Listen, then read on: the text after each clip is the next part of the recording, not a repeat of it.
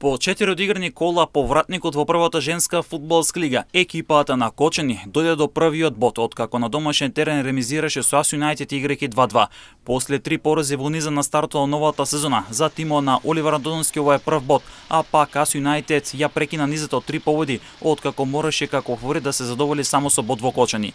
Скопје е максимален во фудбалската елита на Македонија, откако со убедливи 7:0 го декласираше тимот на Речица, а пак висока победа имаше шампионот Љуботин, откако со 3:0 славеше над топ гол во Битола.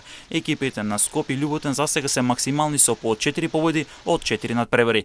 Каменица саста на домашен терен со превисоки 8:0 го декласираше добитнантот Вардар, а пак и статот 7:3 славеше во Струмица над Тиверија Брера.